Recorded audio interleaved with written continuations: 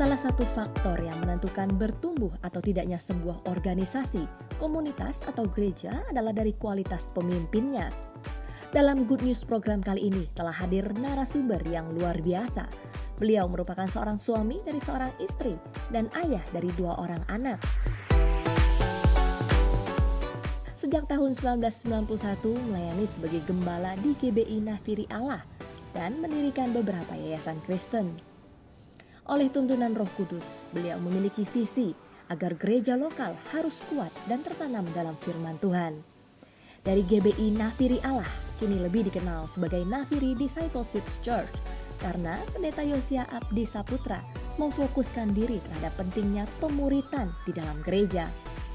Bukan hanya itu, beliau juga aktif dalam mengajar baik di dalam maupun luar negeri dan juga menjadi pembicara di KKR dan seminar-seminar kepemimpinan.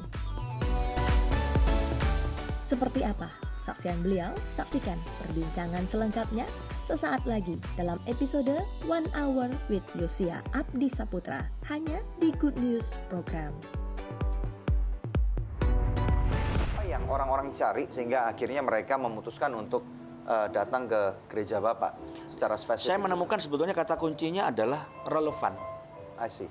Relevan atau bahasa gampangnya nyambung, Mbak. Nyambung.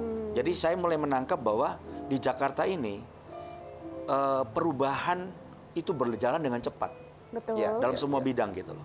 Nah, pada saat kita mampu untuk menjawab kebutuhan generasi ini, yang sebenarnya kan mayoritas generasi muda. Betul. Orang usia di bawah 40 tahun hampir 70%.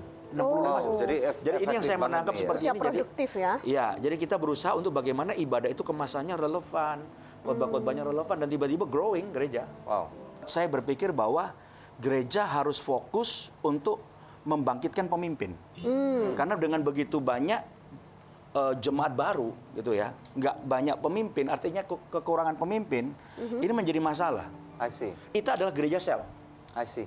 Kenapa kita lari kepada gereja sel? Karena discipleship tidak mungkin bisa terjadi hanya pada ibadah raya. Apalagi Betul. kalau gerejanya sudah gede Iya. sekali. Ya, terlalu banyak Jadi orang. sejak saya pulang dari Manila itu, saya langsung bicara sama para pemimpin dan saya bilang kita robah nama gereja kita, dan ini sebuah keputusan besar sebetulnya.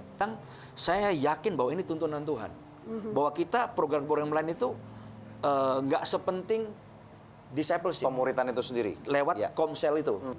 Karena orang datang ke gereja bukan karena pengkhotbah, I see. tapi karena memang gereja itu DNA-nya cocok, apa yang ditampilkan gereja, pemuridan kita itu semua jadi berkat. Jadi minggu itu nggak terlalu pusing kita. Menurut pandangan Bapak pada saat sekarang ini, leadership macam apakah yang bisa dianggap sebagai leadership yang efektif? Jadi begini, banyak orang berpikir leadership itu artinya merintah-merintah kan. Padahal sebetulnya enggak. Leadership itu kan kepemimpinan. Kepemimpinan itu harusnya by example, Pak. Jadi memimpin dengan memberikan contoh. Example Ya. untuk inspiring. Maka saya mau mengatakan, jatuh bangunnya sebuah organisasi kan karena leadership, kata John Maxwell. Jadi termasuk gereja kan organisasi. Jatuh bangunnya gereja tergantung leadership.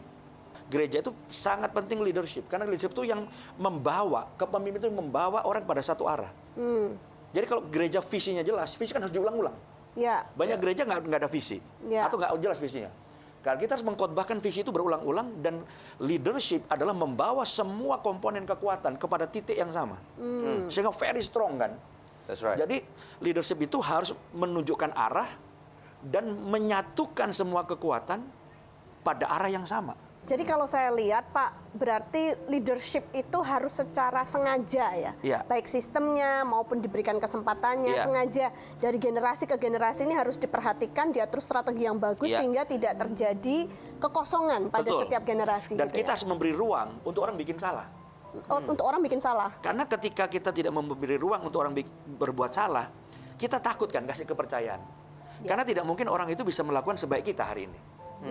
Tapi kalau kita kasih waktu 3 tahun, jangan-jangan bisa nyalip kita dia. Karena dia hanya butuh jam terbang dalam segala bidang. Kalau ketika kita berani dan kita bilang ketika dia khotbahnya mungkin kurang bagus atau bikin kesalahan, no problem, lu ulang lagi. Dia akan naik. Saya percaya satu hal, bahwa karena kita punya Tuhan, kita punya masa depan yang luar biasa. Amin. Setiap gereja atau organisasi yang kita layani punya kemungkinan berkembang yang luar biasa. Ya. Hanya yang penting kita meningkatkan kita punya leadership kan. Jadi saya mendorong untuk setiap kita dalam level kepemimpinan sebesar apa, setinggi apapun, selalu mau belajar. Ya. Ya, selalu mau belajar dan kemudian kita juga menginspiring orang-orang di tempat kita supaya mereka juga jadi pemimpin. Sebab kalau kita hanya fokus pada memperbanyak jemaat, itu pusing. Dan naiknya dikit. Tapi kalau kita membangkitkan pemimpin, itu pertumbuhannya eksponensial, Pak. Wow. Jadi bukan begini. Kalau kita fokus kepada jumlah jemaat, akan merambat. Tapi kalau kita membangkitkan pemimpin, orang-orang banyak jadi pemimpin, itu akan dahsyat.